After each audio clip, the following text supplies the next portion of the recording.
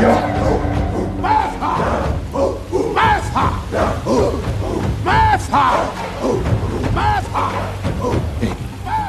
Jabari. Yes.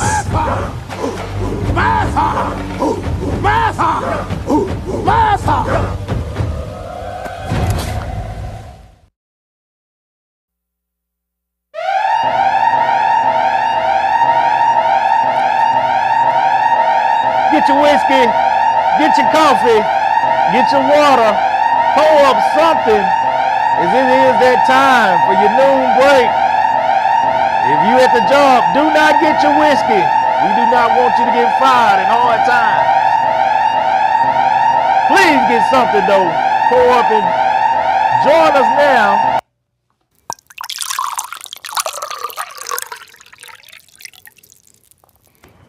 Fucking motherfucker!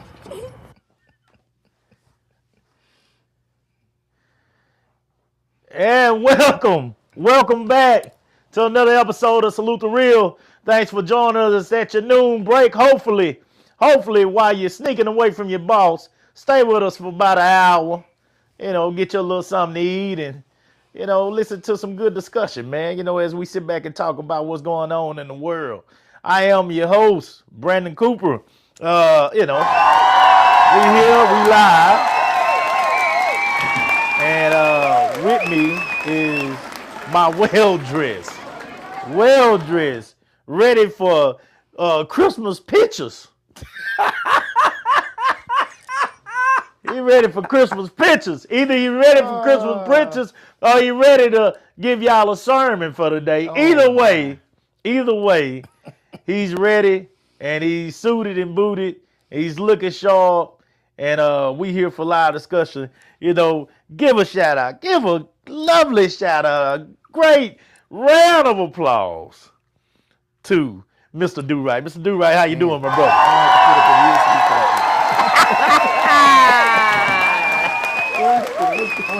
Oh man, poor man trying to make it as always, man. How you feeling? Man, shit, I feel suited and booted. That's how I feel. You know what? Look, for the first half, the first 50 years, I wasn't dressed to impress. Yeah. I ain't doing the last 50 years like that. Yeah. I'm sorry. Yeah. I got to show up and show out. Not bad at you. Do your thing, bro. I think I had to dress to impress so much with work early that You ain't even this trying to hear that. this is spectacular to be just like I am now. And you see, I'm the opposite, man. Working construction and all, Yeah. working outside stuff. Yeah. You was always looking busted, Yeah. disgusted. I'm understand. just tired of it. I understand, and I'm the total opposite. The less I have to put on some hard toe shoes, the better. Yeah. The better now. I'm Now I just good. buy them like crazy. Yeah, I'm good. I don't even wear all them damn shoes. Yeah, I'm good now. I'm loving it.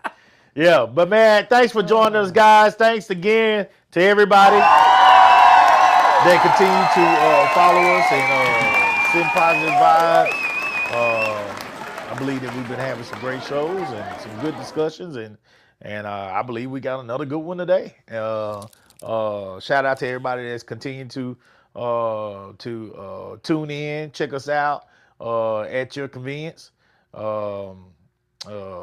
We want to make sure that we send the right message with the show, guys. I did hear from. Here we go. I did hear from Here we go. a lady that. Come on. It wasn't negative. Okay, that's fine. It wasn't negative, but it was just. It was constructive. I guess. It must be good because you struggle to get it out. Well, no, because she didn't mean no harm. Okay. And I really don't care if she did, but she didn't though. I know she didn't. She was just really saying that it just feels like a lot of times that when we're talking about issues, we kind of lean toward the man's perspective, and I was like, well, we're men.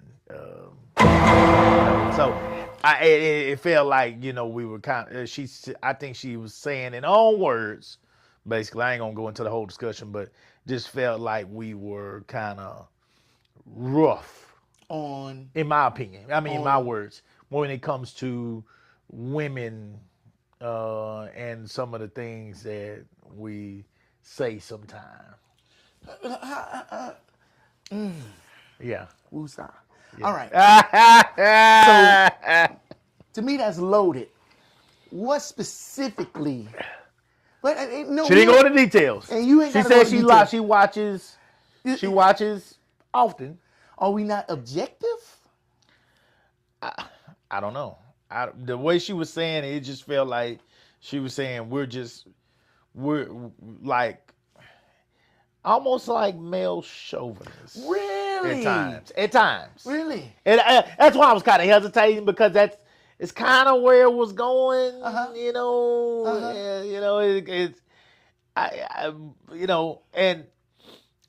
I didn't go there, but I wanted to ask, and I did ask her what makes you feel that way, and she was just like, it just seems like y'all just lean to, and y'all failed to see the female's perspective. Why? So let me say this to her. I mean, because I'm not gonna go there. Let me say this to her and to any females that may want to speak up for the female, or if you are interested in coming on and we talk about specific things that you are concerned about or you would like to voice your opinion about, contact me. Easy to find me. Go just Facebook messages, DM me, whatever. Contact me, and I'll let Do Right know, and we will be glad to have you join us if you're gonna join us and you want to have a good discussion. Now, if you want to come on here and just bitch, I ain't got no problem with you bitching. But honestly, you got to also be prepared to hear our side of things as well. If your side is fully leaning to the female's perspective. See, you know what I'm saying? And not possibly seeing where a male would be coming from based on the conversation that we're having. So, that's it. That's the best I can say. I don't shy away from, or I'm not afraid to have a conversation with a female. So, if you want to come on, we'd be glad to have you. Come on down. Hey man, I know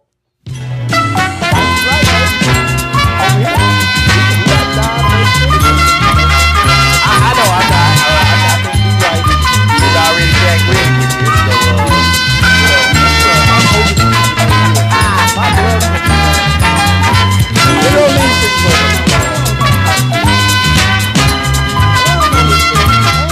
It's not even with this lady. I Yeah. don't even know who she is. I did a show before with another guy, and we was critiquing music videos. People were sending their videos to get our opinion on them. All right. And I remember we were critiquing a video, and somebody wrote in the comments, well, what gives y'all the authority to sit up here and critique these videos? And I'm like, because I got a wallet? Because, I mean, I buy are you music, just 'cause I making listen to art just to go out in the void? Right. Or you want somebody to listen to it? Right. Do you want somebody to just bitch say, I just don't like it? Why you don't like it? Because I don't like it. Or you want somebody to sit up here and look at what you did and give you some honest opinion and critiquing on it. Not being hateful, not being mean or anything else. Now, I know, Coop, sitting over here, I know I sit up here and try to look at everything through a full lens. I don't be sitting up there on women's necks. No, I don't. And I ain't sitting up here on they skirt tails either. But I try to be well-rounded and look at the situation for what it is. And to sit up here and say, oh, well, y'all just a bunch of guys talking about women. No, because I ain't never been a woman. I don't know how to be a woman. I don't know the woman's perspective. I can't, because I'm not a woman. I ain't trying to play one either. Right. However, I don't know how many times I was told I wasn't a real man Oh. by somebody other than a man. I'm just saying. I'm not trying to be closed-minded. I'm going to sit here and look at this shit from all sides, and I'm going to call a spade a spade. Yeah, all you can do is tell people what you know. But you know, one of my best compliments was for my girl. She said, I like watching y'all on there because it's a perspective that I don't get to see. I'm not around a bunch of guys Of course. And how they talk when they amongst their friends. Of course. Because it's different Right. than when we, with our family or in a crowd of men and women. We don't sit up here and just talk freely. I don't think women do the same thing. Right. So what you see in here is this perspective from guys in a male conversation and hearing what we really and truly want to say without judgment or criticism. Right. You know? Well, and I can let that be understand. what it is. This is the first time that I've actually got some feedback that kind of like said that we wasn't being fair. So it's not feedback if it don't come with some kind of details on what exactly. Oh, she gave some details, but I ain't gonna. I'm gonna be honest with you. Cool. The way she was saying it kind of went in one ear and out the other because she was all over the place. So if you're not. Next time, come to me, because trust me, I'm going to listen to every. We'll beat around that bush It's all until over the the- bush is in the ground. Well, I don't have a problem with that. Well, I think that's why though a lot of people that may question some of the things or question our intent, if you will, maybe they just don't say nothing because they don't want that part. They don't want to go back and forth. They just feel that that's what they felt initially. That may be for multiple reasons. You might have hit a soft tissue area for them. You might have hit a button. You might have hit a soft spot for them. You know what I'm saying? And that wall went up. I deal with that at home. That's men deal with that at home all the time. I know they do because I do.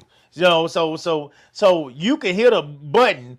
Your wives are gonna know, or girlfriends are gonna know how to hit and press different buttons that people out in the community may not know how to touch. And the same with the men. The men can probably touch a few buttons for their women. And so with it these ain't women about that may touching hear buttons, us, though. they may hear us, and because we hit a button that kind of touched them a little bit and made them feel a little funny, maybe they stopped right there and put the wall up and went to, You know what? maybe that happened. I want to I give don't a know. shout out to Adrian Evans. I Adrian noticed. Evans? she Oh, yeah, always Adrian comments. always She always comment. I appreciate you. But if we say something and it touches her nerves, at least she'll comment and say something about it. Adrian ain't never shied away. And it's good comments to help us understand where she coming from. Yeah, That see. way she can enlighten us. Yeah. And we can move forward with a different thinking. I don't have a Right. problem with that. Just don't say you don't like something. Why you don't like it? Because I don't like it. Yeah. That's what our kids do now. You know what I'm saying? I don't want to do that. Why not? I don't know. I don't know. Yeah, I mean, but that's the part that you always, and I can't stand talk about, the communication part. Yeah. People don't like the way or feel, it don't make them feel right hearing this. And like I said, maybe you're touching a spot for them, but they can't explain themselves in a way that would make you understand how they're feeling or why they're feeling that way. Or they're so guarded that it's hard for them to even open up and have this conversation. And that's the good thing about shows like this one.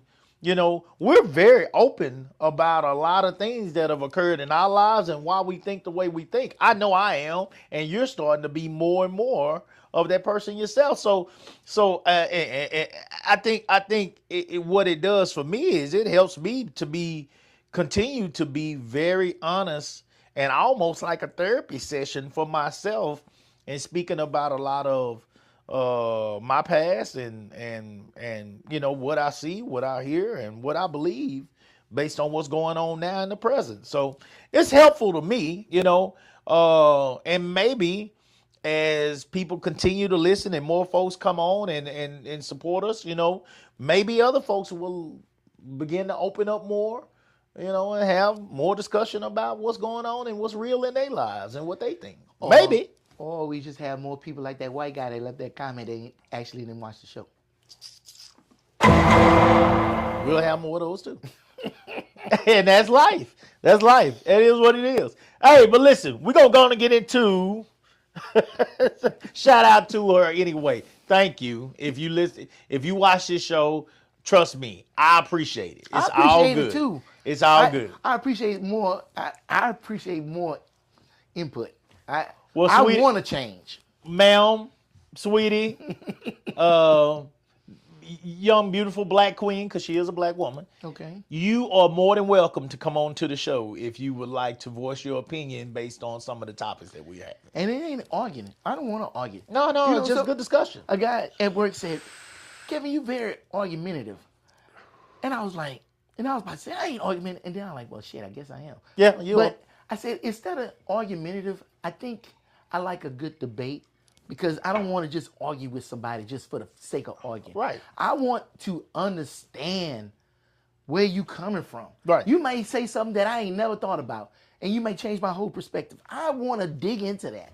You say things that I hadn't thought about all the time. But I Because ain't I'm gonna sit very up here and country tell and you, black and I'll white. never tell you you're wrong. Right. You'll never hear that come out my mouth. Oh no, it's your opinion. don't think you're Like, wrong. it's your opinion, my opinion. Like, I mean, the only way I say you're wrong is if you're intentionally doing or saying things to hurt people.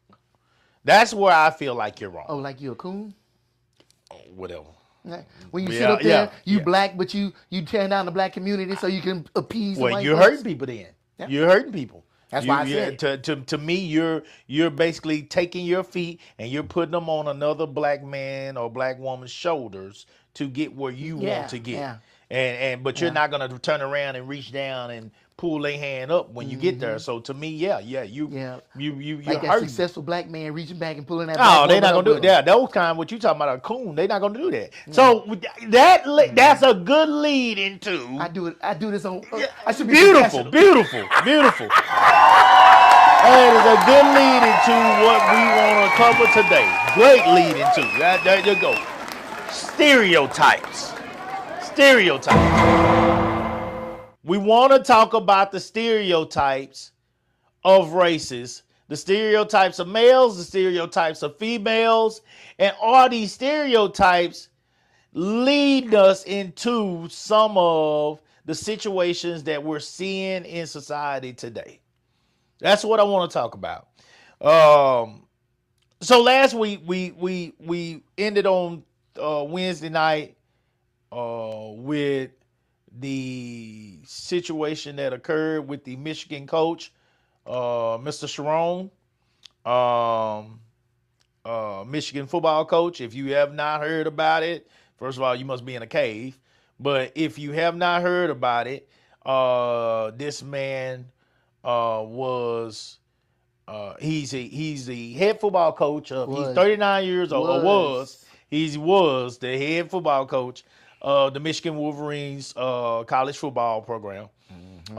He is 39 years old, black man. He's married to a white woman, has kids by the white woman. Seem like a beautiful family. Everything's going fine. He's worked his way up.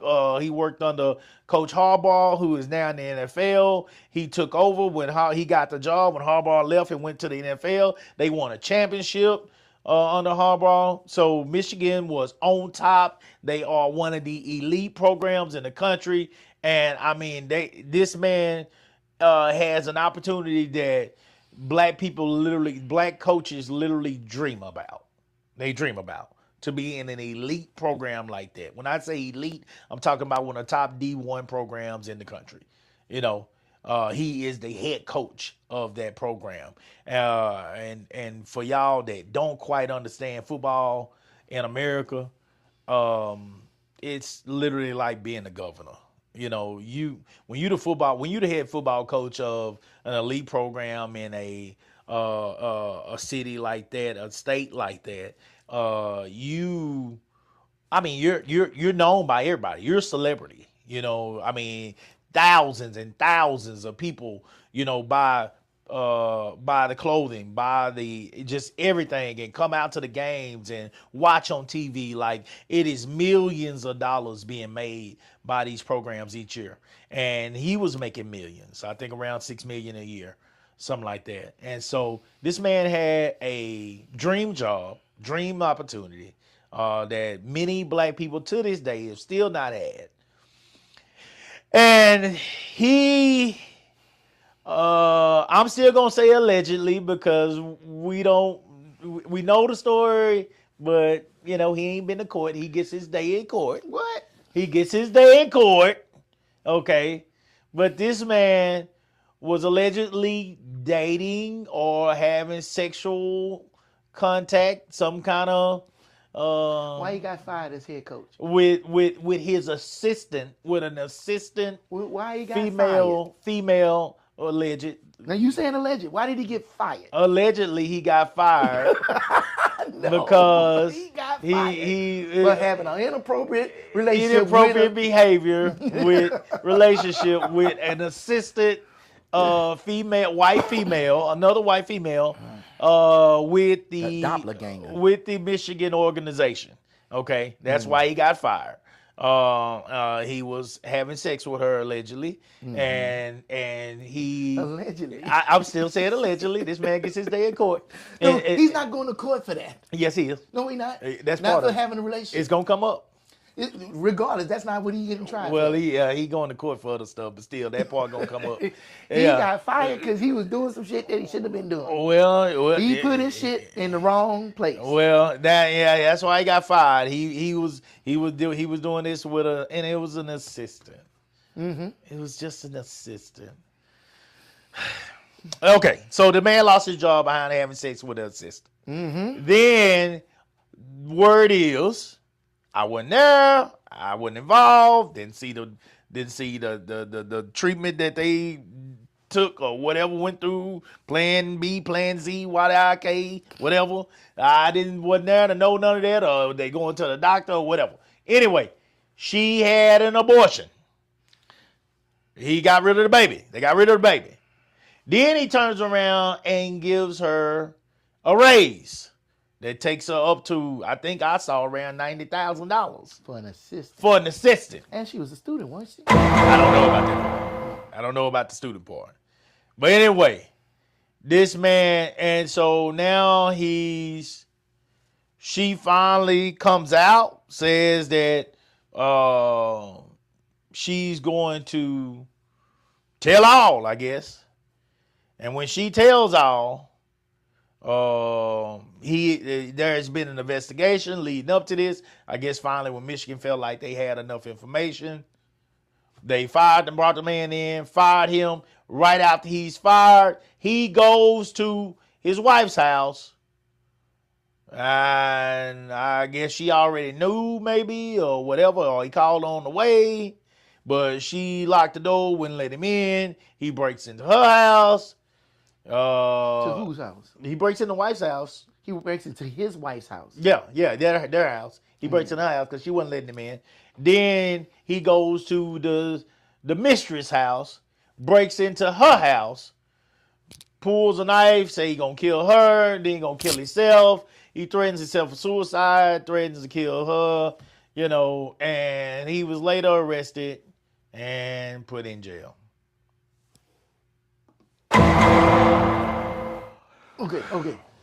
Where the bullshit button at? Now, don't push it. Bullshit? Just keep your finger on it, right? I'm gonna tell Bullshit? that same story. Hold on, I'm gonna tell it my Bullshit. way. Put your finger on that bullshit button. Bullshit. And when I point at you, hit bullshit, all right? Okay. All right. So, he in Michigan, he coaching his football team, he making his money. And he was going around, he was with his buddies. His buddy said, man, you sure doing good. He said, man, appreciate you. I thank you. He said, but I don't understand, man. Why you have one of them the little chocolate ladies on your arm when you was up here as head coach of this team and stuff?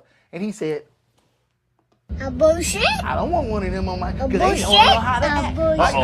I got all this money and this prestige, Bullshit. and I can't have one of these jokers on my arm like that. So he left. He said, fuck them dudes. He went home. He said, baby, boy, I sure love you. Man, nothing's going to ever come between you. And she said, Bullshit? because I know how you are. Bullshit? And saying when the day comes, I'm going to show you. Bullshit. So then, he was up there at the job doing some paperwork and everything. And then, sorry. Who is it? It's your assistant. Oh, man. She look just like my wife, but younger. I want to trade in for a younger model. How you doing? What's going on? I'm this, that, and the third, boy. I'm big time around here. You see, I'm head coach and shit. Let's do some things. Let's talk about some stuff. Oh, well, I never thought that I could sit up here and get in a position like this, but I sure like it because I heard about y'all, man. I heard all that shit. And she said, A bullshit. I'm gonna find out. A bullshit. So- A bullshit. Next thing you know, they start finding out and everything. And then she came in one day, she said, you know, I gotta talk to you. I got some stuff on my mind. He said, what's up, babe? What's going on? You need another fur coat? No, I think I'm pregnant. And he said, A bullshit. we gotta get some Plan Bs up in this Bullshit. motherfucker. A I'm gonna get them bullshit. delivered up here. Bullshit. Uber Eats or some shit. Grubhub. Right? Next thing you know, they find out in the office and everything. He's like, baby, we gotta keep this on the cool, man. You know, this is getting out of control. And she said, no. You let this go. I'm gonna let everybody know. No, man, baby, you can't do that. You can't do that. No. She said, A bullshit. I need that money. A bullshit. You powerful, A you this and that. bullshit. I need you to get on top of that. Bullshit. All right, hold on. Don't say nothing. I got something. I'm gonna give you that raise. That wasn't enough money. $90,000. What am I supposed to do with this? I can't even buy a closet full of shoes with this $90,000. I need more money. You getting all this money. Plus, you told me you was leaving your wife. No, baby. Look. I'm working on that. She said, A bullshit. you ain't working on that. You A ain't working on it on my timeline. bullshit. So, you know what? Bullshit. I'm tired of your bullshit. I'm finna call you out on this shit. You think I'm playing with you. No, baby, please don't do it. Don't do it. All right. So next thing you know, Michigan know all about it. They know all the details. I guarantee they got video. They got all the text messages. She got every damn receipt she could pull up. She come up in there with a big-ass U-Haul box. Here you go. This what's been going on. And so they call him in. Hey, we want to talk to you about some stuff. What would you want to talk to me about? You want to talk about some plays? You want to talk about the I formation? No. We got this box of receipts saying you sitting up here messing with this assistant. Now, we had this assistant over here. We told you she was fine. But you didn't want that. You wanted to go over here to the forbidden fruit. We told you not to mess with that. And he said, You the reason. You the reason. A we get bullshit. this. You the reason this woman. bullshit. You done made up A whole bullshit. story, and you done judging Bullshit. people. You don't know. no, you ain't let me finish the story yet. you ain't let me finish the story yet. You the reason we getting in trouble. And he said, no, bullshit. I'm up here. Look, I got up here. I ain't DEI. I got up here on my own merit. And they said, yeah, that's what you thought. And they said, you out of here, cat. And so he lost that job. He's like, I can't believe this. I lost that money. I done dropped the bag. I fumbled the bag. Just like my players. They fumbled the bag. So he went home, tell his wife, baby, don't believe what they say in the news. It's not true. And she said, A bullshit. me and old girl been talking this whole time. Bullshit. A bullshit. We already talked. She getting 30%. Bullshit. I'm getting 70% because I'm the wife. I already knew you was out there doing bullshit. And I told you I was going to show you.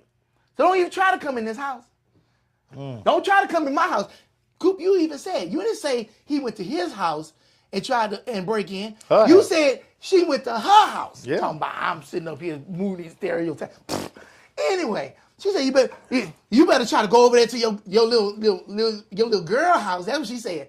That's what they do. You busted. You better try to go over there to that little girl house. Don't come over here to my house with that bullshit. Adrian said he probably started looking at someone new after the abortion. Adrian, let me tell you this. I ain't even- This is the part we I left missed that out. part. He was the only fan. He had he's been. So Do Right is giving you a whole good story, and wanna he finish my might story. be right. Go ahead. Finish your story. Let me finish my story. Go ahead. So he ran over there You gonna make this all about to this that stuff? other girl house. Probably already had a key. Because I'm like, how you break in? What he did was probably bust the chain off the door. Because he had a key and open that door. Baby, why the chain on the door? Come take the chain off the door. No, Negro. I don't want all that messing over here. I told you. But baby, I love you. Baby, he was like, baby, I love you. And he kicked that door in. Don't do this to me. Please, don't do this to me. I told you I was going to leave her. And we ain't together no more. She said, I know, nigga, you ain't with her no more. Me and her talk. What else has it got to say? You better get your ass out of my house. He said, no, baby, you don't really feel like that. You know I love you and you love me. She said, look, I ain't even got to pick up the phone.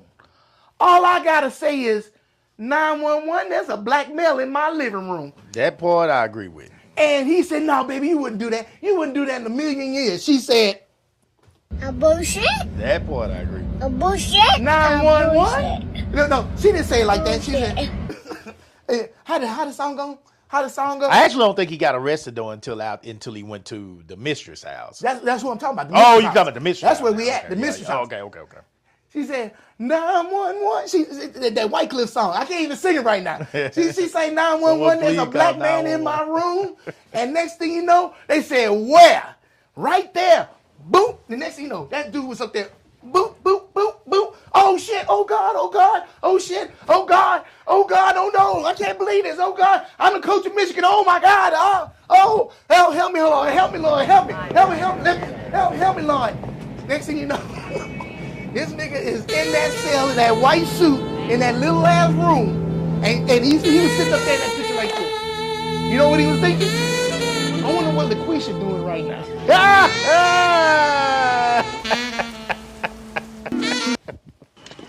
Thank you. Rich. Thank you. Yo. Thank you. I'll be here every Monday.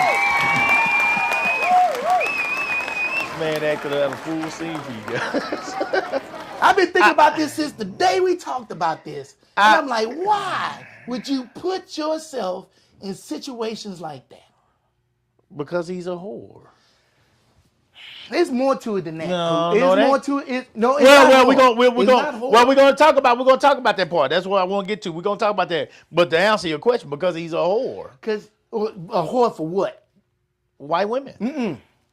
He For was control? He was a whore for power, and he thought he was playing the same game as the people that gave him that little Oh morsel yeah, of power. yeah. You can get power, and you can feel like you're bigger than you really are. And I think he's very young. He's only 39 years old, and you can actually feel like you're bigger than you are. To answer Adrian's question, Adrian, that is true. And the reason I say he's a whore, I don't think it's it's as big as Do-Right said, because this man was hollering at an OnlyFans girl. This man was texting an OnlyFans girl. She's out there. You can look it up. I forgot her saw that. name. I saw I forgot that. her name. She's a beautiful girl, but she was an OnlyFans girl. He was texting. She said he was texting her during the football game. During the football game at halftime. One of the football games. Of a game they was actually losing too. So you that's what I'm trying to say. I feel what Do-Right is saying, but this is a complete loss of focus when it comes to what was important or should have been important in this man's life at this point. And power, he's absolutely correct. Power, Cool. When is a big everything point. come out about this dude, parallel that with that documentary on Diddy, and look at how much stuff is going to be exactly the same. This is why I say that anytime that I see a black man that receives some power, because we're going to get to the stereotypes, but this is why I say anytime I see a black man that receives some power and has been in that situation for up 10 years, Obama, LeBron James, and you don't see some type of scandals that come out, I'm extremely proud. I'm damn near shocked, but I'm extremely proud of him. And that's sad. That's sad. You want me to lie? But no, you're not lying. It's the fact that that's not the norm. That's why you're shocked. And it's sad. Yeah, that's why can't nobody say shit about LeBron James to me. Like this man has been on a pedestal since he was 18 years old. And for him to now be a billionaire who's won multiple championships, who, in my opinion, is the greatest basketball player to ever walk the face of the earth, my opinion, and philanthropist, creating schools. His friends are rich. He's done everything for so many people in his circle and outside his circle to now have success, helping adults get education, helping kids get education. He's done it all, man. He's been a dad. He's been a husband. If this man has done some dirt, it's so low, and it was so constructed and organized. It was so strategic that it has not come out. And if you don't think people want to take LeBron James off that Mount Rushmore that he's on, you have lost your goddamn mind. So for him and Obama, and let's not make light of, oh well, Coop, you trying to praise them just for doing what they supposed to do. Bullshit. That's bullshit. Bullshit? Let me tell you something. Bullshit. Let me tell you something. Bullshit. Bill Clinton was getting head under his desk. So let's not act like, I ain't even got to talk about Trump. So let's not act like this is not a normal routine thing that happens on a consistent basis when it comes to men of power, no matter what color they are, no matter what race they are. This happens all the time. So for you not to have heard anything, for them to have to deal with Obama, and they talk about, is he American the whole time? Where's his birth certificate? That's literally from the beginning to the end. That's what they talked about with Obama. So that tells you right there when he was legit when it came to his business. If he, like I said, I wasn't there. I don't know. I'm not in his skin. I'm not a fly on the wall. But if that man ever did anything, they could not find it. They could not find it, or it would have been out there. So, with that being said, that's why I'm so proud of black men when they actually find a way to pull this off, because, it does not happen with black men of that type of stature often. And here you go with another black man to yet prove what I'm saying is right. You get that kind of power. It's almost feel like some Tiger Woods type shit, where it's just, you're going to find out, as Do Right said, you're going to find out as they get deeper and deeper into the story once his trial start, that this shit was probably way bigger than this little assistant. The assistant, he fucked up and got pregnant. So you put yourself in a bad situation, and it's too close to home. You got to work with this woman every day. Not smart. Not smart. When you have that much power and this person is trying to find a way to come up. Not smart. Not smart. So anyway, I want to talk about what I want to talk about is the stereotypes that get us into these situations in the first place. What is it about that situation that the coach was in that made him feel like, first of all, because you got a lot of black women out there who's gonna say, oh, you got a lot of black people, period, that's gonna say, well, he should have been married to a black woman in the first place. That wouldn't happen. Oh, really? So what is it about who he is or who he was trying to be that made him, because we see this, me and Do-Right brought this up the other day. We see this a lot with coaches when they get to being a head coach of a professional team or even a college team. We see this often with them. What is it about them that made him feel like he needed to be with a white woman in the first place? What is it about? Is there a stereotype about black women? What is it when you say a black woman, good or bad? What is the good that's going to come with saying that I want to be with a black woman? What is a bad that's going to come? Let's start with black women. Because this is a black man and he chose to date outside his race. First of all, guys, I got no problem with that shit. I don't give a fuck who you date. Date who makes you happy.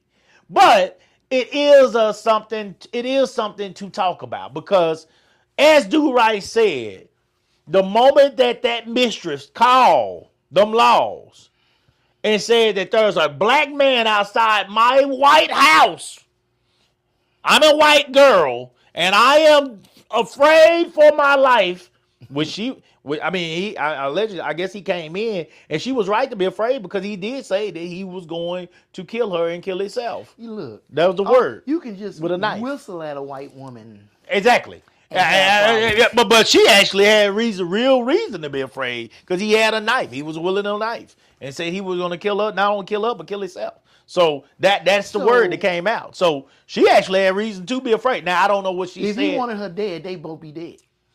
If he said it, I take it serious. If you tell me right now to do it, and I believe you, my friend, but if you tell me I'm gonna kill you, Coop, yeah, I'm gonna pay you know attention. Who's gonna stop it?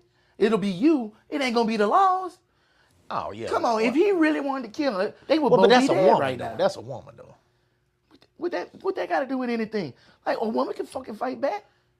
This ain't enough. Oh my God! See, that's they gonna call the law. Oh my God! They gonna call the law.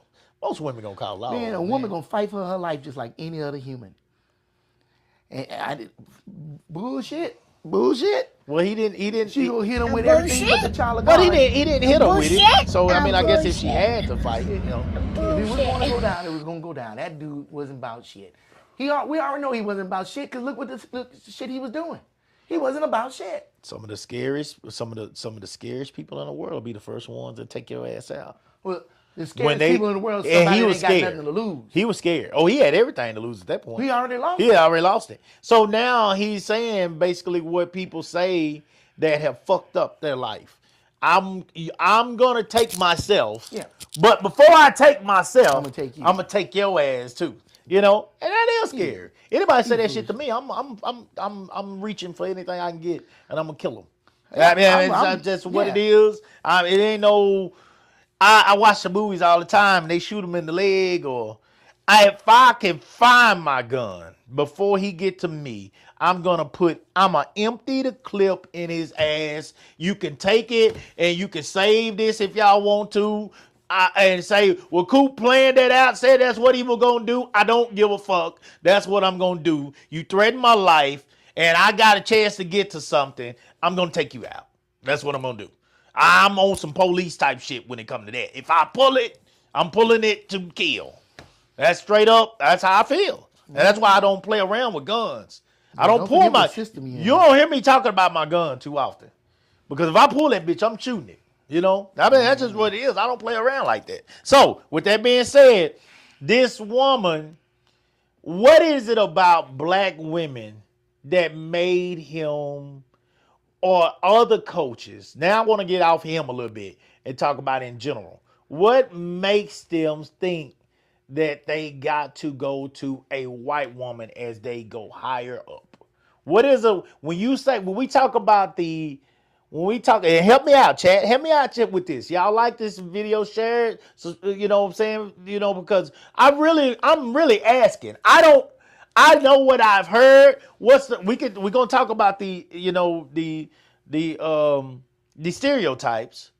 When you hear black woman, what are some of the stereotypes that you hear? You know, she's unruly. She don't listen. Yep. She can't submit. She's loud. She's ghetto. Angry black woman. Yeah. This pervasive trope characterizes black women as aggressive, loud, ill-tempered, and irrational. This stereotype often dismisses their legitimate concerns and self-advocacy as mere anger and holds them back in the workplace. I think it also holds them back in relationships because people feel like if I'm going to deal with an angry black woman, I don't want to have arguments. I want peace. Okay? So I'm not going to deal with her. Is that true? Yeah. Strong black woman, often perceived as a positive trait. This stereotype depicts black women as superhumanly resilient, independent, selfless, capable of enduring immense pain without help. However, this badge of honor often pressures black women to suppress their own emotions and needs, which is linked to significant mental and physical health issues. The strong black woman also makes some black men, I think about The Best Man and what Morris Chestnut said about Jordan, who was what's Jordan's real name? The old girl that was in that ended up messing with Tay Diggs in the or she was gonna mess with Tay Diggs in the movie. She was in Boys in the Hood too. Leave alone. Neil Long. He said, Jordan. Her name was Jordan in that movie. She don't need no man. She a man herself. He said she a man herself. She lesbian. She's as close. She don't need no man. She's strong. She's independent. She's not gonna be submissive to this man. She's gonna have a major opinion when it comes to how they live their lives. She's not gonna just follow his lead. She's going to challenge his authority in the household. And because of that, they want that. Okay? So that's a stereotype? Yeah. Strong black woman? Oh, absolutely. Yeah. But aren't most Do stereotypes based on some fact? Do we? No, that is fact.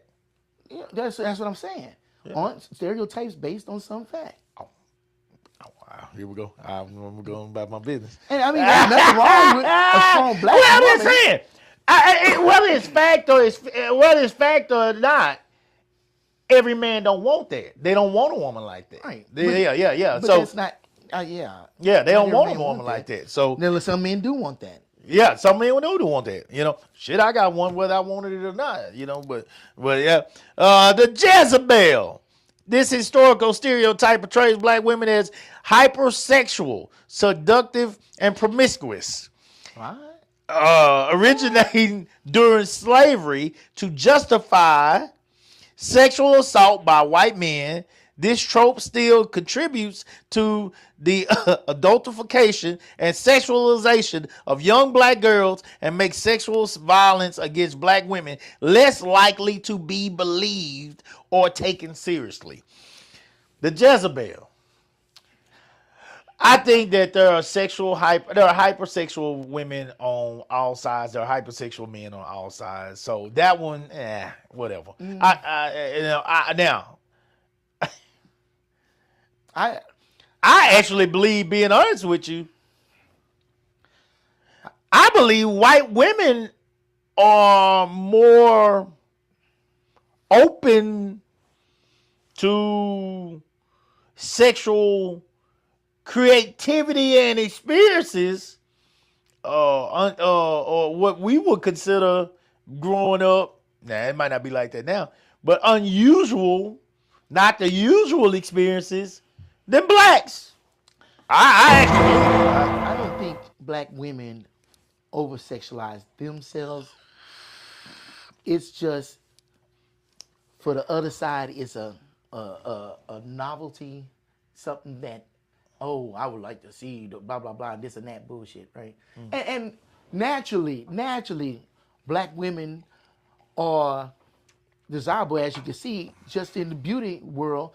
Them white women pumping up their lips, they getting their butts done, they getting everything done, they getting their cheekbones done. It's like, well, wait a minute, I thought you wanted to look European, and I thought that was the beauty standard, but apparently it's not the beauty standard. So I don't think black women are making themselves over-sexualized. Mm-hmm. It's the other side wanting to steal that, because I think you can, I'm saying, I think you can get raped more than just sexually. I think you can get raped by your culture also. Oh, I agree with that. You know what I'm saying? Yeah. And I think it's a disservice that they do to black women. Yeah. And I hate that a black woman feel like, back in the day, they felt like they had to straighten their hair to be beautiful. And I'm like, man, why are you trying to copy that? And that shit don't even look good. Yeah. Man, you wake up, run some water over your hair, and you look better than a bunch of them. I'm just keep it like that. Yeah, no. I don't know. I'm saying. Man, an afro is one of the sexiest things a black woman can have. Got no problem with it. You know what I'm saying? Got no problem. And I don't think they have to sit up here and over-sexualize themselves. They already just the most beautiful creature walking this planet. You know what I'm saying? Got no argument with that either. Any woman with a woman of color is a beautiful thing. You know what I'm saying? Got no problem with none of that. I mean, you can put on a whole bottle of lotion and still look ashy. Hold on. That's all I'm gonna say. That's all I'm gonna say. Hey, we like what we like. Yeah, ain't nothing wrong with that. The mammy, an architect from the slavery era. The mammy is depicted as a subservient, desexualized, often overweight, older caregiver who is fiercely loyal to the white family she works for. This stereotype minimizes the realities of enslaved women lives and continues to influence perception of black women primarily as nurturing, self-sacrificing domestic workers. Is that a stereotype today? Yes. Who using that? Well, not the mammy part. Oh. Yeah, forget about that part. But here's the part that the reason I read it. Often overweight and desexualized.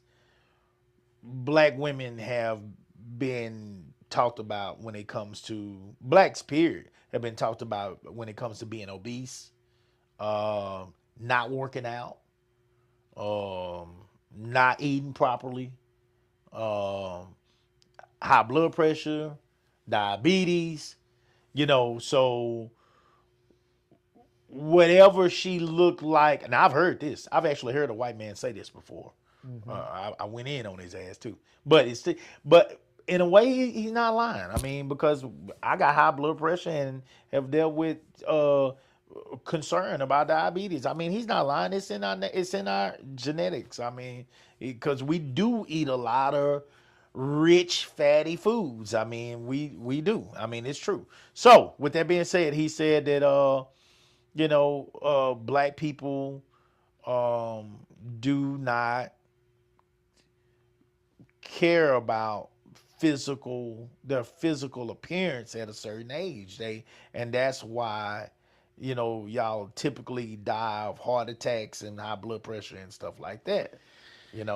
And in a way, I could get mad, but some of the stuff he was saying is true. That's happening because we had a lifestyle in the past. You can say why, but it's the truth. Eating those foods with that lifestyle cancel each other out. You sitting up here doing manual labor, but eating like that, it should cancel out. But then a culture changed.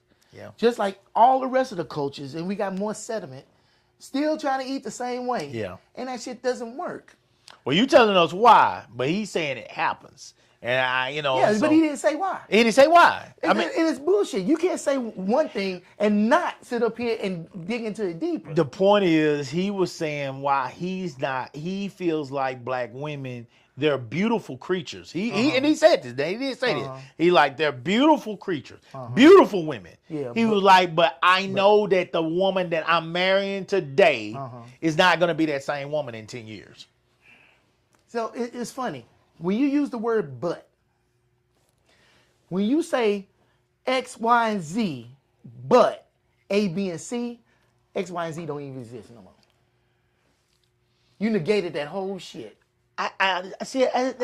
Black women are beautiful. But that's what I don't want to do. I don't want to get so defensive that we overlook what the point he was trying to say. Because I can honestly say that I look back at my class now. I can look back at me and Candace. When me and Candace got married, we were tough. Tough. I mean, I was still in good shape. She was still in good shape. And now both of us are overweight. I mean, let's just be real now. Time out. Let's be real. When y'all was 20, regardless of y'all was together now, when y'all was 20, and where you at right now, are you the same person? If we was putting the same effort into our eating and working out, even if you're still not the same person. When you 20, when you 40, you're not the same. That got nothing to do with health, though. They got nothing to do with what he was saying. Just because you're not working out, that you not the same person? What do you mean not? He said they're going to be obese. They're going to be. No ifs, he's saying that he's not going. He's basically obese. saying that I'm not attracted to obesity, and they're going to be obese. Oh, and I hope that motherfucker never sit up here and get him a little pot belly if he don't have one already. I told you, I went off on him then. I went in. It's But now, silly, though. to be fair on the show, I'm trying to be realistic about what I see with a lot of our people. He's not lying. That's every people because people get old and they're not gonna be the same shape. White women, you see more white women, true or false, in that gym than blacks. I don't know. I don't go to the gym, so I don't know. I don't know who in there. God damn. I don't go to the gym. You making my point for me. But yet, We don't go to the gym. But yet, here I am. You keep telling me every show, man, you lost a lot of weight. You did lose a lot of weight. You can still lose weight without going to the gym. You cared more about it than I did. And I don't care about it. It's just something that I did. Yes, you did. Not because I cared You about had what to people care. were saying. No. You had to care. I did not care. Why did you lose the weight? Just because. But just because what? Because it's something that I can do. Not because it's something that I needed to do. It's something that I could do. And I said, why not do it? Why not do it? Well, he's basically saying if he was a female, Stuart, let me make it clearer to you. Do right. Let me make it clear to you.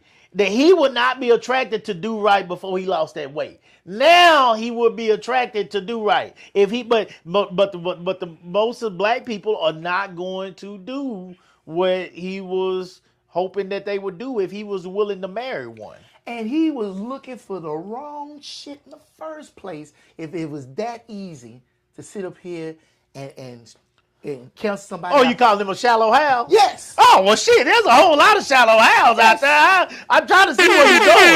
Yeah, there's a whole lot of shallow Hals out there. Skinny, small, big, tall. If you're looking for that shit, you're always going to be pissed off and mad. But now, well, one thing about it, though, people can't help what they're attracted to. Okay. If you're attracted, you're attracted. If you're not, But you're not. you going by the wrong thing. If I'm sitting up here worrying that about hammer what is makes turning this go into up, jelly, no, man, that's stupid. if that hammer won't get up, And don't be mad when the law's getting you off your girlfriend porch and shit. yeah, well, Because now you trying to break that's in. the other part of it. That's the other part of it. Now, still, if he's attracted to what he's attracted to, now there are consequences that possibly come with that. And right? don't shed not one tear. Don't start crying. Don't keep calling me, paging me, texting me, talking about him. I steal them boys. No, get them consequences. Take that L.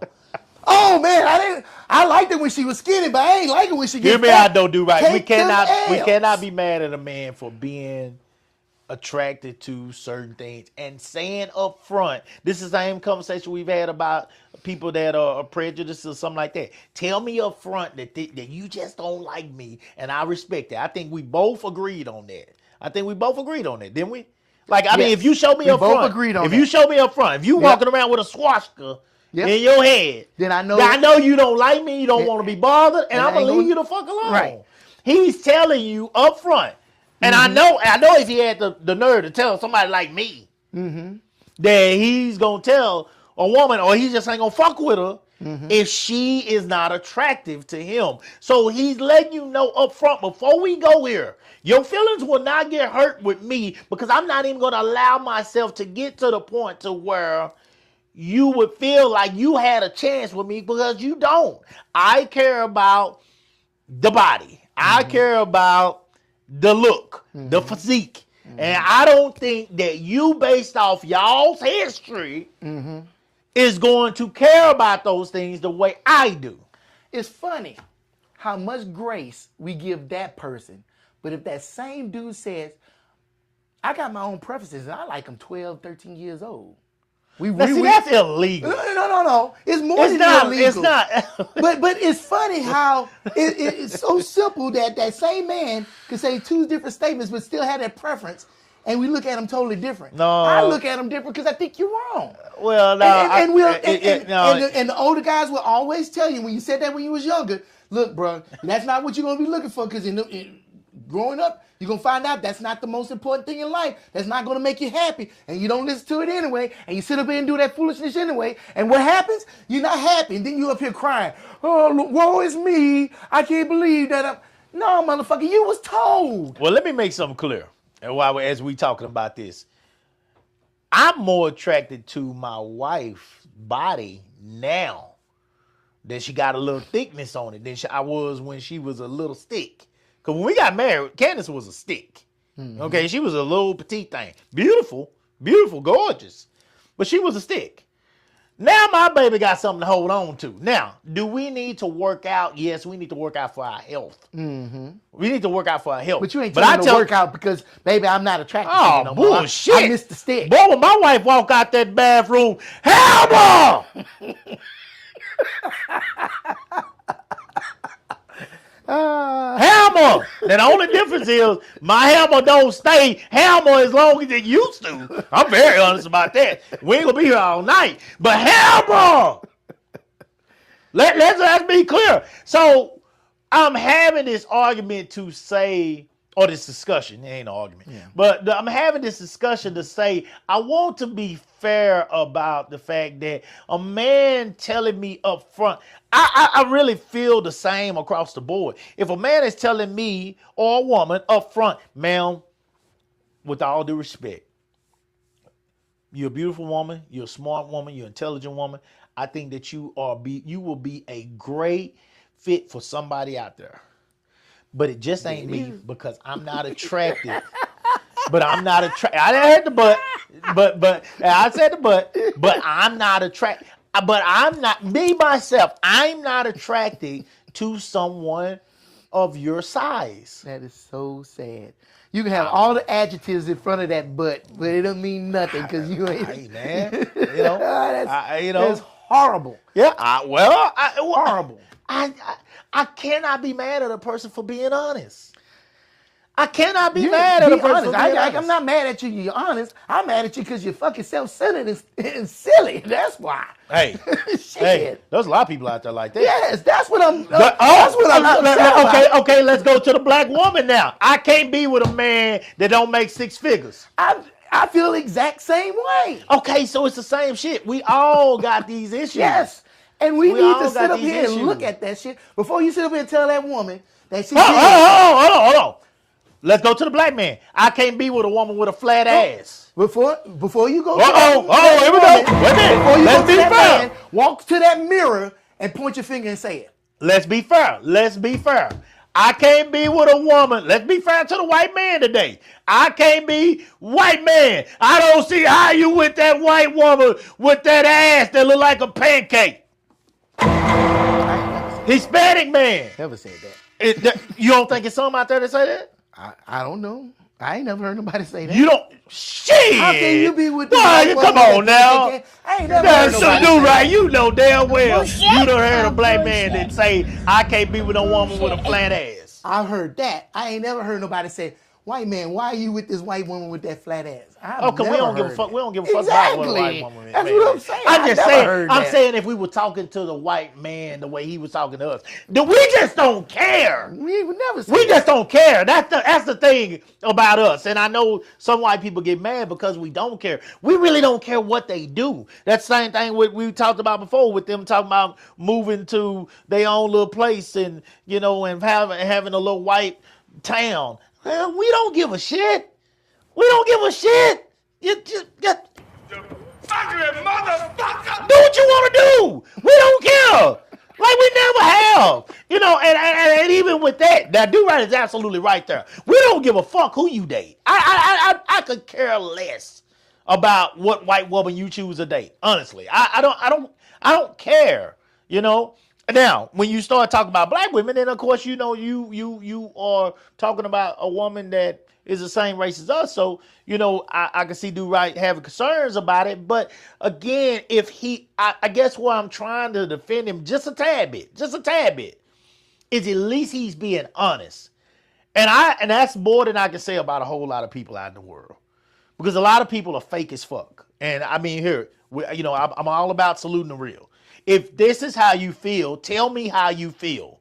And if you tell me how you feel, I can say that you're a chauvinist. I can say you're a pig. I can say you all these things. But what I cannot say is that you're not real. I cannot say that you're not real. You are real. You're a real motherfucker if you come straight out and say, bitch, I can't date your fat ass. You're a real motherfucker. Yeah, you are absolutely real. You real. You real. So that's what's the name of the goddamn show? Salute the Real. And so I got to respect that part. It don't mean that you ain't an asshole, but I got to respect the part that you are real. Because that's half the sentence. It's not a complete sentence. No, it's not a Because yeah, it's salute the real asshole, salute the real fool, Yeah. salute the real Yeah. knucklehead. Yeah. Yeah, that's what it Yeah. is. Yeah. So you real. Yeah. You real foolish. Yeah. Hey. Teach their own. Now, there are certain people out there that say, Coop, you are a real fool because you probably set your ass up there, your fat ass up there doing Thanksgiving and tried to eat a quarter of that goddamn brisket by yourself. You ate some ham, you ate some ribs, you ate some dressing, you ate all that shit. Then you tried to put some desserts and tea and all that shit on top of that shit. Then you went to bed on that shit and you woke back up and you did that shit again and you vaped the whole time. You had some drinks that night. You played music and you goddamn ate again after you played the music and everybody left. And then you went to sleep on that shit and you woke up Friday morning and you ain't thought about goddamn going on a jog. And they would be absolutely correct. You real. You said you didn't do that shit. I'm a real fool, like you just said, because I did it all. Yeah. I did all that. So I'm trying to keep it all in perspective and say that we all have our issues and our concerns, things that we need to be concerned about when it comes to life and how we feel. Now, the thing about me is I'm hurting myself. I try my best not to hurt other people.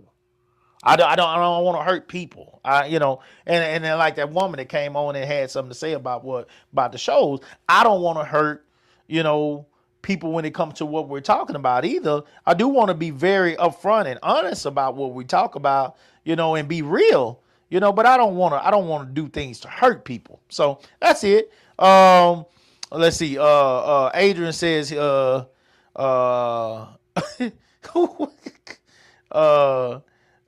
out to Andre Crawford. He said, preach. I think the question is a lack of character.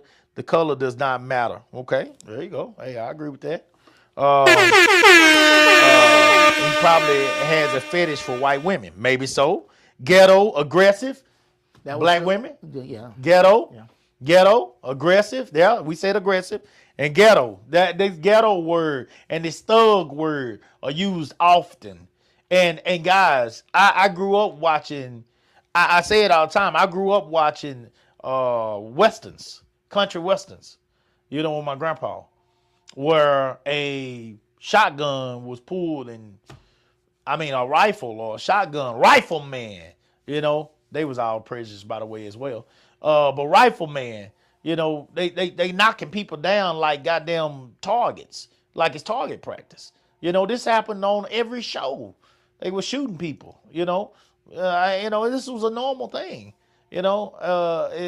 saloons where the whores were making money by selling their bodies. This was a regular thing, they drinking whiskey with no rocks, what they call it, neat, straight out the bottle into a whiskey glass. Well, they didn't have no ice makers back then. Yeah, that's what I'm saying. No rocks. There wasn't no rocks. This is hot whiskey. Hot. You know what I'm saying? And they knocking it out like it's nothing. So these, when you talk about, all they do is drink and smoke and do it, well, shit, they was bringing in tobacco. All this was done before black people were ever on TV. So you say, what Scarface said, Mac Dillon pulled his gun every time him and someone tangled. Every time. And so we talk about, and then you get to the mobs. You get to the mob movies. All these movies came out before black people ever got to when you talk about what shaped our culture and who and where it came from and how this thuggish behavior, where it started and all that. Well, before we ever got a gun, our people were kept in line with guns by people that owned our people. See? Guns and whips and knives and shit, all kind of other shit. Hell, they ain't no telling what all they goddamn used on our people. So this is we're a culture that's been shaped and molded by you. We've been molded by you. So these stereotypes, aggressive, thugs, hoodlums, because we wear a hoodie. Some of our boys have been taken out. Trayvon Martin, taken out. He got a hoodie. He got a hoodie on. If you see 4 or 5 black boys walking down the street and they got on hoodies, you clenching your purse. You know. But what's the young man that was going for a jog, and the daddy and the son and the uncle or a friend of the family, whatever, they decided to go kill that black man? The black man that was going for a jog, they killed him, and they were found guilty. They were found guilty. That's one of the ones where we actually got some justice, you know. But if you saw those white men riding in their truck like they was before, you know, they killed that black man that was jogging, you know, would you clench your purse then? Society, the stereotypes. Society has trained you to be afraid of these black boys that walk down the street. And I'm not saying that you shouldn't be. I'm not saying that some of them are not a threat. I'm not saying that at all. But what I am saying is that every black boy that has a hoodie on walking down the street with a group is not a threat to you. They're not. Every Hispanic boy that walking down the street with a hoodie on is not a threat to you. Every black woman is not some bougie ass diva. Not every black woman. Every black woman is not some Jezebel. Every white woman, so let's talk about the whites. What have we heard about white women? I'll be honest with you. First thing I heard about white women is they give the best blowjobs when it came to sex. Stereotype. You ain't never heard that before. No, I never heard that before. You ain't never heard about Becky. With the good hair? I don't know. No. You never heard about Becky. No. If you haven't heard about Becky, you just didn't want to hear about Becky, because that's been out forever. And I wasn't trying. It wasn't like I was trying to hear it. It wasn't like I was trying to hear it, but you're going to make me believe that every white girl just comes out the womb knowing how to suck dick? No, that's not the case. That is not the case. They're not born to suck dick. So that's not the case. And I've had some shit. Boy, let me hush. For white women. Let me hush. Prissy, proper. If it's a positive stereotype, it's been assigned to white women. That's what I have seen. If it's a positive one? Yeah. Oh shit, that's not true. You normally hear positive stereotypes when somebody's speaking about white women. Not no more. What's the name you hear normally when you hear? Oh, the new one now is Karen. Right? The new one now is. You hear the Karens all the time, and you see them all the time. So as much as you see black women that bitch about they need to be taken to a 5-star restaurant before they even think about giving you up some ass, well, you see there a lot about black women being put out there. I just sent you something that we gonna talk about a woman that 50 Cent used to date. Oh yeah. That she borrowed $25,000. She didn't borrow it. No, yeah, she did, because 50 made it clear that it was a loan. Right. She wanted it. He said, no, it's going to be a loan. It's going to be a loan. Yeah. And she felt like because she was giving him some ass. Yeah. Adrian know what I'm talking about. What's Adrian say? She said white women and Asians, they always get those positive stereotypes. What is it about white women and Asians? Adrian, talk to me. Thank you, Adrian. Shout out to you. Elegant, proper, all these things. When you watch TV, you see them on TV, and like the Stepford Wives. That perfect example of those stereotypes. I'm gonna be honest with you. I haven't heard anybody use the word proper when it comes to white women. Man, I have not heard one person. This the honest to God truth. I swear to God, this the honest. I'm not saying that they don't portray it that way, but I have not used that word. I have not heard that word being used. I ain't saying stereotypes that I use. You said, what stereotypes have I heard? That's the stereotype. I have not heard it. And the reason why I've not heard it. The reason why I've heard those stereotypes, because growing up in Texas, especially working construction, we didn't talk about black women. We didn't talk about black men. I'm gonna be honest with you. A all lot of the conversations- stereotypes I've heard of white women were submissive. That too. They're gonna follow their husbands. They're Yeah. gonna follow their husband lead. But that's I've all the heard the positive head. things. I've heard. Positive. Come on, something else I'm, positive. I'm, But with black women, I you hear swear, all the negative and maybe stereotypes. it's because I just hadn't paid a whole lot of attention. You know, I got some white classmates I grew up with, but I'm not around white women a lot. Being honest with you, being fair, I'm not Are you around, around white men? Huh? You around white men? Yeah, but they don't. Because that's where I heard all they, those stereotypes from. They don't talk. They didn't talk to me about their women. I mean, they really did. Maybe I'm just. That's not the conversation I had with a lot of white men. Not me. Now I can be honest with you about that. I am very much so in the dark when it comes to other than what I see for myself. I have not had those conversations about white men and their women. If white men were talking to me, they were more so talking about what's going on with us. Being honest with you, with me, they were talking to me. I mean, as I've gotten older, they talk to me about sport. They don't even go here with me. They don't want to smoke with me. I mean, people just don't come at me with this shit too much. Not white folks. If somebody come at me, it's gonna be black. Yeah, look, she said another one. What she say? Team players, pure. Team players, pure. moms. Stay home, smart, cooperative, yeah, and smart. soccer mom. But Soccer mom. It's not when you. hear those stereotypes. That's where the always brunch came associate from. With the white. That's men. where the brunch came from. But that, to me, when I hear soccer mom, I'm gonna be honest with you. You think black women? No, I think white women. But here's the deal. I'm gonna tell you why that ain't all that great. Because when I hear soccer mom, the first thing I think about is like Desperate Housewives. These women take their kids to school. They men are going to work. And while their men are going to work, they're either getting fucked by the pool boy, the mailman, or they're at brunch getting drunk. Unfortunately, those stereotypes do not lead people to believe that. They don't what? That those stereotypes do not lead people to believe that. That's nowhere in those stereotypes. What you saying is something that would paint a person in a bad light, right? But those stereotypes are painting them in a good light. That they could never do anything like that because they are a soccer mom. That shit ain't no bad annotation. But ghetto is. You see the difference between the two? If you call a woman ghetto, the first thing people think about is black woman. But you say soccer mom, the first thing they think about is a white woman. However, a black woman can be a soccer mom and a white woman can be ghetto. Well, because a ghetto person, they say ghetto because they saying you're poor. They saying you're living off the system.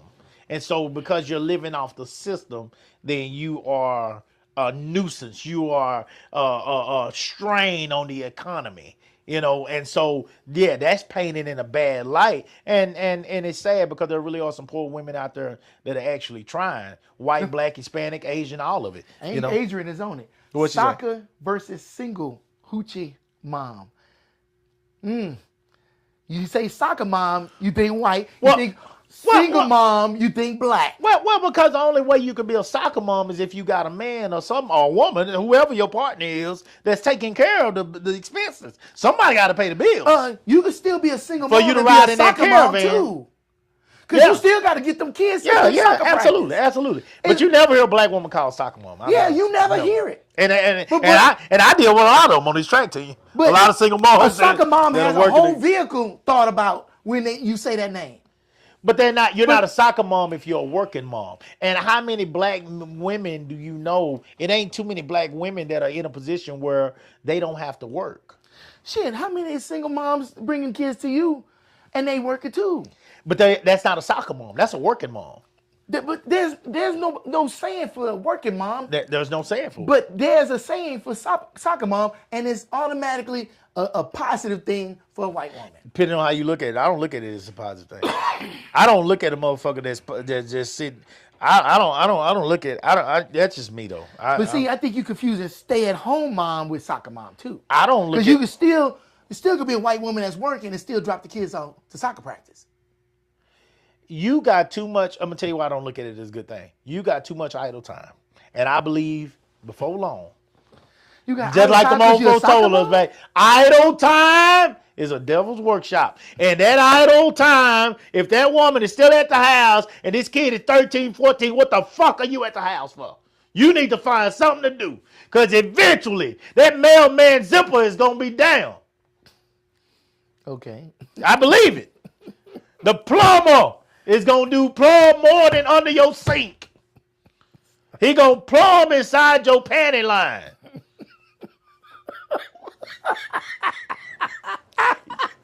And I blame the man for that. You are setting yourself up for failure if your child is out of diapers and you leaving this woman at the house still. If she's willing to do that at work, at home, she's willing to do that at work. She's going to be the same person either Bring way. some money into the house. Get paid. Get paid. Get paid. Paid to take the hammer. Huh? Get paid. Bring some money into the house. Help me pay a bill. Help me pay a bill. If you going to get that bucket away, you help me pay something while you do it. Shit. Hey. You see, you can't say that I'm not trying to look at this thing as a I appreciate you. But I'm being 100 now. I understand that you can get that helmet at the job too, but at least you getting paid. Bring some money into this household. And if you bring some money into this household, then it is what it is. Oh, she did another point. Soccer mom, PTA moms, white women are easier to be victimized. White women are easier to be victimized. Yeah, because anything you say that goes contrary to all of those stereotypes, oh my God, how dare you say that about me? How dare you think that? But it's automatic. How dare? It's sad that the stereotypes is the thing that's victimizing black women. I think we hear this, and I think y'all feel this way because we don't talk about white women and what they do during the day, and they do talk about us. We and what we don't do talk during the day. about white women. Period. Yeah, that's the real problem. Because everybody ain't got no problem talking about black women. Yeah, but boy, we don't talk about a white woman. Watch what the fuck happened. I mean, being honest with you, normally it's not exciting to talk about them. What are they? They're so black women supposed to be sports for everybody, and it's got to be exciting. We need to be excited, so we talk about black women. When you're labeled as aggressive, you're gonna be a sport for everybody. When you're labeled as aggressive, because everybody wants to make sport of them. You're gonna be sport when you're labeled as aggressive. They're in this fucking vicious cycle. There's an aggressive part that's a problem. There's a like you said, the lips, the ass. There's a body part that's a problem. So them just existing is a problem. Yes, and that's fucked up. And you know why it's fucked up? Is because me and you are not saying enough about it. We can. We should, and we need to keep doing it more because I think it's bullshit that they catching all this flack from all sides, even from us. Yeah, they do. It's bullshit. Well, some of the bullshit they bring on themselves. Now, I'm not going to sit here and act like we goddamn superheroes for them now. Now, some of the shit I just said a while ago. Now, when she come out that goddamn house and say, nigga, you can't get this ass unless you taking me to Paris. Fuck you. Fuck you. You just went on a rant talking about you want to know. I have it both ways. Fuck you. I mean it. You want her to salute the real. Yeah, that's the real. We see it. We seen them do it live. They did it on live as if we seen the bullshit, like the gold diggers. We seen them walk away from men when they come. They do the goddamn videos all the time. You go on YouTube and see them now. It's 1,000 of them. It's 1,000,000 of them. They come up. The guy walk up to her and he try to holler at her and say, "Man, what's your name? What's your?" "Oh no, I ain't got time for you." And blah blah blah blah blah blah blah. Then all right, man, whatever. And he walk over here and the goddamn the suicide door goddamn pop up on that Lamborghini. Oh, wait a minute. Here she go, jogging her goddamn, twisting her ass up to him. Now want to get in the car with him. Gold digger type shit. It happens live. They show it all the time. And so when you do shit like that, that's when men like get to a point where it's hard to respect you when you make it clear that you're all about that mighty dollar. You're all about you. The women, they're telling you this I think white women, and maybe they've been set up to be able to do this better than us, of course, because they're coming, a lot of them, not all of them, but a lot of them are coming from better stock in the beginning. When I say stock, I'm talking about people that have finances, they got money, and they're in a position to set them up to be able to support this guy early. You know, this white woman can support, you know, an athlete, you know, sometime a black athlete early when he don't got nothing. And because they can support him early, he can now support them when he get his money. And we've seen that with some scenarios where this woman was able to give him money because daddy got money early, you know, when he ain't have shit. You know, when especially before NIL, some of them boys are superheroes at these colleges, and they was broke as fuck, didn't have nothing, and so you get with this white girl. This white girl take care of you, bless your game, and now when you get to the league, okay, she held me down during this time.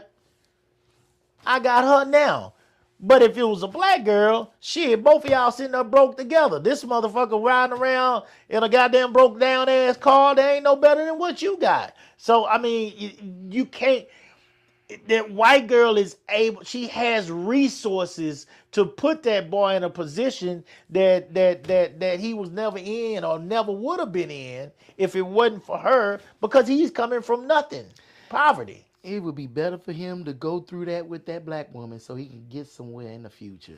You gotta go through something to get to something. And LeBron did that. And he got an amazing wife. Shout out to him. But he wanted that wife early, and look, they bought an asset cheap, and they was getting a return on it in the future. That's basically what they did. They basically saw this kid. He was on the auction block. He had strutted his ass out there. That football and them cleats and them pads and everything. And they was like, I want that one. That's an investment? Baby, go get him. That's an investment. Yeah. Just it sounds like that movie Get Out. Go get him. No, it sounds like Bring him back. it sound like Blindside. That too. They went and got that big old boy. Ogden. They went and got him. Showed him shit that he ain't ever seen before. Showed him shit he never experienced Okay, but before. let's talk about that. Let's talk about that. Accustomed to that. Let's talk about that. The family took that big old boy in. They fed him. They got him a car. They got him in this. They got him that. They put him in school. He graduated because of them. His family, his mom was a crackhead. You know, he probably would have ended up in a gang and dead. They showed some of his friends that were gang members and dying toward the end of the movie. It went sour. You know, black people ended up coming in as he was getting ready to sign for colleges, you know, in the movie, if I can remember straight. Y'all help me if I'm wrong, Chad, on this. And basically by the time he's getting ready to sign for colleges, black people were accusing the family of coercing him to go to Ole Miss because they were an Ole Miss family, you know, and not, you know, basically, I guess, not allowing him to make his own decision or whatever, you know, and they were, and like, it was a big deal. Like, they were really on him. But I guess on the flip side of that, would he have been in that opportunity without that family in the first place? Both ways is fucked up. Because he was a good player. He should have had that opportunity. He was not a good player. He wasn't playing shit before. So you saying before he got with that family, he wasn't playing shit. He was barely going to school. He wasn't even going to school. But doesn't mean he wasn't going to play football. No, he can't go to school, play football. He wasn't passing. He wasn't doing nothing. He wasn't going to school. He didn't even have a home. Oh, so they got a trouble. You gotta go back and watch that movie. They got a trouble youth off the street. They got a trouble youth off the street. Turned his life around. Turned his life completely around. He's better because of it. He ended up having a family and fuck the football part. The man ended up having food. He was okay. You gotta go back and watch that movie. He was picking up popcorn out of the stands during games to eat. Yeah, I hear you. The man ended up having food. He had shelter over his head. Mm-hmm. He had clothes on his back. They even got him a vehicle. Mm. They even got him a vehicle. Mm-hmm. And they got him a tutor to help him with school. He had his own personal tutor to help him with school. Like this family gave this kid the boy was trash out there on the football field until now if this is how the story go, now they I ain't read the book or anything, so they kind of feed the stories a little bit to make it better for the movie. But if it was true what Sandra Bullock, her role, the mom, if it was true, I mean, when he got out on the football field, he was trash until he told her to treat the quarterback and the running back like he would treat her. If anybody was going to harm me, would you let them harm me? Like, no, I wouldn't. I wouldn't let them harm you. Okay, so you got to treat them the same way. And when she got it in his head, that concept, all of a sudden that gentle teddy bear went out the door, and he started busting them boys' ass, and he became the type of lineman that D1 colleges were coming in droves to come see and practice. You know what I'm saying? He was recruited by some of the best colleges in the country. So I if the movie is true, based on the movie, all I can just base it on is the movie. I'm like I said, I know he ended up getting into some situations with their family later on, but based on the movie, if that is true, all I can say is like he would have never been in that position. First of all, he would have never been. He probably would have been dead in jail, because how long are you going to keep going at that size, of any size, without food and proper, care, So he probably would have been dead in jail eventually. But that's what we hear about most stories like that. But also when you talk about like the opportunity he had to go to college, play football, go to college, end up going to the league, making a great career for himself and all that kind of stuff. I venture to say he wouldn't have had none of that if it wasn't for that family. So it's like where we look at certain things and we say, oh, this is wrong and that's wrong. God damn, I think we got to look at, yes, they saw an opportunity for a boy because I think their son was special needs. So they weren't going to have that child that did nothing like that. They saw you could, it depends on how you look at things. One side can say they saw that big old black boy and they utilized him for their advantage to get, well, what advantage did they get? Other than having the joy of going to watch a kid that they was helping to eat and live, to have an opportunity to go to college and go watch him and raise him and go to college and watch him play in college and watch him go to the league. They already had money. So it wasn't like they needed him to go to the league so they could make money. What did they, Wait a minute. Why does Elon Musk get up every day and do all this bullshit for? He got plenty of money. What do he need more money for? Because there's never enough money. Power. So Elon Musk wants power. why couldn't they want He power? wants control. Well, Why wouldn't they want control? What control they get? Are that boy? Yeah. Have them, you gonna call them they slave? You don't have to say slave, but having control over somebody is still control. It's still control. You even said they wanted him to go to a specific school. The reason they had a falling out because they was trying to control too much of his life. Well, they old Miss family. My mama wanted me to go to Sam Houston. Man, cool. Because she went to Sam Houston. Come on, cool. What's the difference? My mama wanted me. Your mama? She didn't even give me a choice, matter of fact. When I had some opportunities, no shit, for football, smaller schools, Cisco, Howard Payne, that I could have got on at those schools. My mama did not want me to go. The military guy came by our house. She slipped the door in his face. Didn't want me to go to that shit.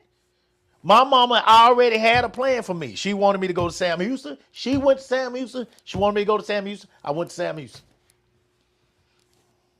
What's the difference? There's no difference. I mean, I'm serious. What you wanted to do. Huh? You didn't want to do what you wanted. You didn't do what you wanted to do. And you were so worried about defying your mom that you didn't follow the path that you had for yourself. I wasn't going to defy my mom. So there's no difference. But I had a blast at Sam Houston. So it Just actually because turned you out had okay. a good time doesn't mean it negates the fact that you didn't do what you wanted to do. Well, it turned out. You should have. It turned out for the ability- better for me. Real freedom is to be able to make bad choices. No, I disagree with that shit. No, that is. We gotta have a that's the conversation. definition. Now we gotta of have a freedom. show. We gotta have a show about that shit. So you basically saying I disagree with that shit. no. You I say- think no, I'm no. telling you what I'm saying. I disagree. I'm gonna tell you why. Because we are giving these kids way too much freedom these days. We know better. We know better. There are certain things that we know better, and we're saying, no, the kid, they have a right to make up their mind and make their choices, and they are making fucked up choices. Then you, as the parent, got to go in and fix that bullshit. You got to go in. It interrupts your life, your peace. You talking about 25-year-old? I'm talking about kids. You said that I should have had the freedom to go to my own college. I was 18. Yeah. These are kids. So if that kid is gonna have their own freedom, that means that they kid should have to fix their goddamn own problem. If I gotta come in and fix that problem, now you interrupting my life. And now that's a goddamn problem. See, I'm growing up. I'm gonna tell you, November helped me grow up a whole lot. Because I saw a lot of the way the country cared, how they felt about things. And I was like, fuck, man. So I'm sitting out here. I'd be willing to run my ass out in these streets. And don't get me wrong, guys. I'm still willing to run my ass out in these streets and risk my life behind kids. I'll do it in a minute. I'll do it in a heartbeat. But I'm just going to be a little bit more strategic about how willing I am to just jump out there all willy-nilly for somebody now. I think we will risk our lives for our children. And I know I'm going into something totally different now, but you took me there with this one. We will risk our lives for our children. We will be willing to risk it all. I watch when I'm at night. When I'm working at nighttime, I be by myself. I be listening to all these Fatal Attraction and she did it all for love type shit, and they'll be with this dude, and the dude beat the dog shit out of him. You know, and they done stay with him, and they done called dad. Now they call daddy. Daddy come over there to help her move and help her get back home, and bam, the guy shoot the daddy. Daddy has lost his life. Everything he's built, everything he was, everything. Now she on there crying, he killed my daddy. Fuck you! Because I want to believe that daddy, that mama, the preacher, the deacon, your uncle, somebody had told your sorry ass about that ragged ass nigga that you was with in the first goddamn place. But you wanted to be with his ass anyway. And he done dotted you upside your goddamn head 3-4 times. Now your daddy got to come out here and save your ass, and he catch a bullet for you. Man, I'm telling you, man, I'm changing, man. I'm changing. I mean that shit, man. I think when we say these kids should have it, fuck freedom, man. If I gotta come in and save this shit. Now, when you get a certain age, you want to do what you want to do, cool.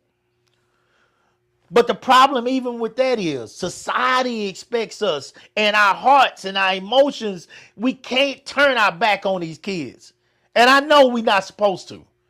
But god damn it, dog. Like, if you got to come in and spend your hard-earned money or save or put your time into saving this 20, you said 25. You still going to have to come in and save her ass or his ass, your son. If he come in and do stupid shit, if you tell a boy, for example, son, I need you, you know, I need you to be careful out there, you know. I need you to be cautious when you out there doing your thing. Now, I ain't mad at you, but be careful out there because, you know, you put too many of them things on the ground. You know, too many of them babies on the ground. You know what I'm saying? You know, that's going to be rough out there in them streets. You know? And I can't pay your child support for you. But this nigga put one over here. He put one over there. He put one over there. I was reading about Future the other day. Future got, I think, 10 kids with 8 women. That nigga ain't gonna have a dime in his goddamn name.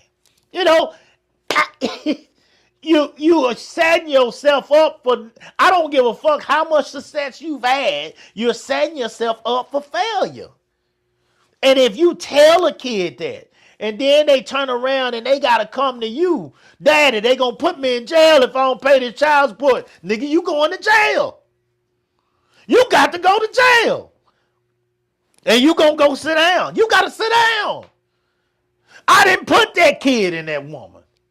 I didn't do it. But I got to give up my hard earned. That shit don't make sense to me, dude, right? Now you touched that button with me today. That don't make sense to me. And with parents, we do it every goddamn day. Every goddamn day, we let these kids go in and out that door, in and out that door. I see it with members kids that I have trained. I've seen it with my own. We've let kids go in and out that door, do as they please. And then they make these mistakes, and we got to interrupt our peace to fix it.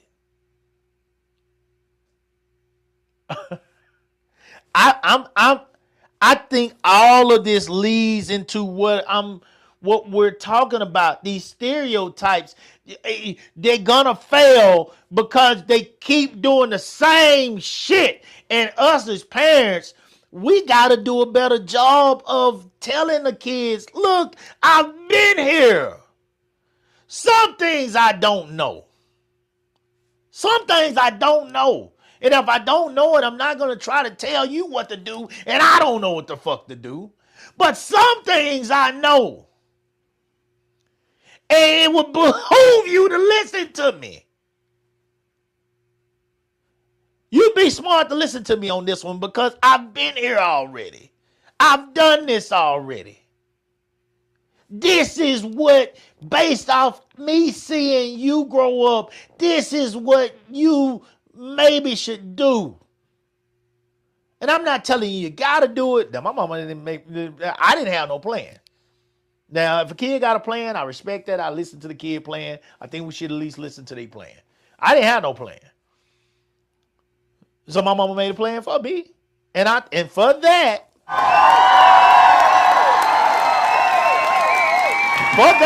I thank her. Because, if she didn't steer me into the right direction, then I might be one of these lost brothers like Coach Sharon from Michigan, who, went off his own understanding. And I think he was clueless. I think he was in a world that was way too big for him. And he did not understand the type of player that he was in that world. He did not understand the power that he had or didn't have. He didn't understand that he was still a small fish in a very big pond. And that he could easily be gulped up. His power could easily be taken away. And that he wasn't nowhere near in as much control as he thought he was. The world was moving way too fast for that young man. I think the world is moving too fast for a lot of people out here. I think a lot of people out here sadly have life mistaken. I think it's real easy for a lot of people out here to look down on others, to stereotype others, to question why others exist in the way that they do, to question why they're here, to question what they deserve and don't deserve. But too many times they don't take a look at themselves. Too many times people feel like they have a right to tell other people what they should do with their lives so they don't be ghetto or they don't be just a soccer mom. It ain't just whites judging us. Blacks judge whites too. I seen a whole lot of blacks. See, I listen to this shit. So I seen a whole lot of blacks criticize a lot of white women when November occurred. Because they just knew that them white women were going to come out and they were going to vote for the woman because white men were threatening to take power away from women, power of their own decisions with their own body. And instead, the percentages show that a lot more of those white women chose to go with their men. So those white women were judged and not only called soccer moms, but they was also called submissive cowards. I heard those words. No joke. Now, whether that's how you look at them or not, your business. Your business. But what I'm saying is, my point is that, we all are quick to judge other people. Many of us are. We're all quick to judge other people. And to me, too many times, we don't look in that mirror and look at our own damn selves. And how we are raising our kids and how we're living our lives. And, are we being the ones that are stereotyping others more than we're being stereotyped ourselves? I think the change has to start within us. I believe that we need to look at people and see an actual human and give that opportunity to them to show you who they are. Not just because of what they're wearing, or because of the hair that they have, because of how long their nails are, their eyelashes are, or they got rims, or they got music, or because they have the proper this on and the proper that on, and you say that they're a nerd or a square, or they feel like they're better than somebody because they sit up straight, or they talk with proper etiquette. They eat correctly. They're lean. They can shop at certain stores that you can't shop at because they're in shape. This woman can't wear this because, she's heavy set. This woman can't wear this because she's a stick. Do-Right said it earlier that it's they're looking at things wrong from the beginning when they look at things that way. And I agree with him. He's correct in my eyes. But there are a lot of people out there that look at things that way, and they're telling you that this is what I think. And I don't think we should judge them either. You don't have to like them. You don't even have to be around them. But if they're telling you who they are, respect it and move on. Stereotypes are a major concern. A major concern. And they're not going anywhere. Because these same stereotypes have been around all of my life. So they're not going anywhere. The question to me, and as I'm finishing, I want to make sure I say this right here. What are you doing to change the narrative? What are you doing to change those stereotypes?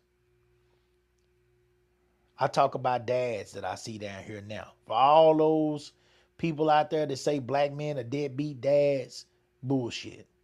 I talk about that all the time because I see the dads out here that are working with their kids. I see the dads that are getting off work, picking their kids up, grabbing them something to eat real quick, grabbing their clothes for practice, and bringing them out there to me all the time. I see the dads that I have out here with my track club now that are the only coaches I have. I have one female, shout out to her, just got her a few years ago. One female coach. Yet I got 60-something kids out there on average every year starting out. One female coach. Now, that may be an indictment on me. Maybe no females want to work with me. But I know one thing. There wasn't no hesitation with me and my wife when we first came out there and we had a young kid out there running. So my point is, for all those that say black men are deadbeat dads, Try. because I see different every single year. What are you doing to change the stereotypes? That whole thought process. What are you doing to change it? If you don't like it, do something to change it.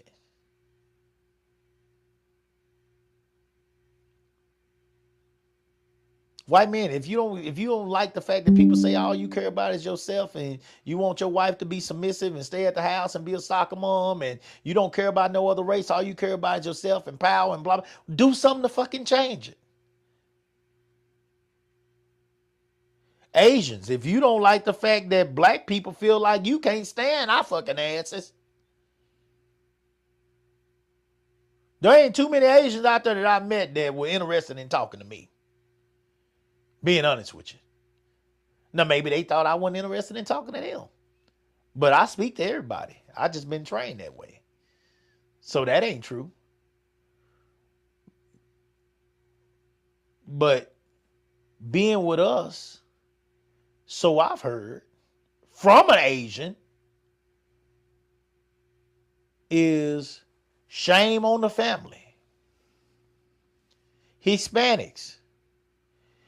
If you don't like the fact that people are doing things to your families that, I mean, we all think are terrible when they're coming to take you away from your jobs, take you away from your families, doing all that.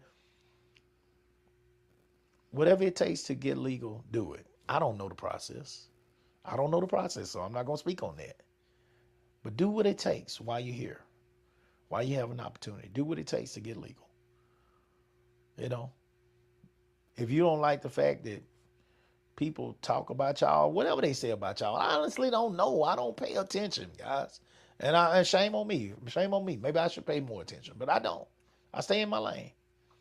But whatever you don't like about what they're saying about you, change it. Do your part to change it. I'm not saying that you can't change that narrative for everybody, because you won't. That stereotype will be out there for everybody. It'll always be out there. But at least they can't say that about you. The deadbeat dad, they can't say that about me, because I've always been there for my kids. Best dad, hell no. But they can't say I ain't been there for them. Sorry ass husband that don't work, can't say that about me. Can't say that about me. I got 59 jobs. I've had so many jobs. I've had jobs, hustles, all of it. The husband that don't bring nothing to the table, motherfucking lie. Can't say that about me.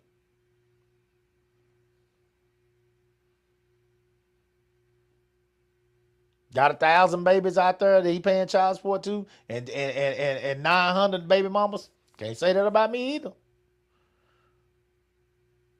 Had a baby outside of wedlock. Had 2 outside of wedlock. But guess what? I'm taking care of both of them. What are you doing to change what the world thinks about you as a people? Start with you, then focus on everybody else.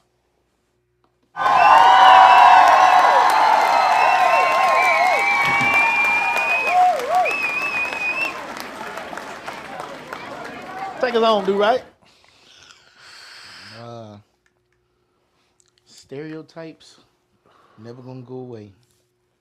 As long as humans are walking the planet. Learn the stereotypes and prove them wrong. That's all you can do.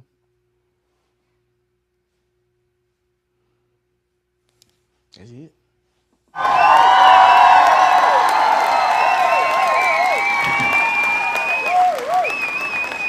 Adrian Evans said, but it's also the people they're going after. Some of these people just don't have manners.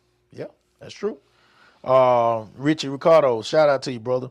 My condolences to you too. Rich's father just passed away. White women will divorce you and expect everything you got. the business you made, and your socks and drawers. Ooh.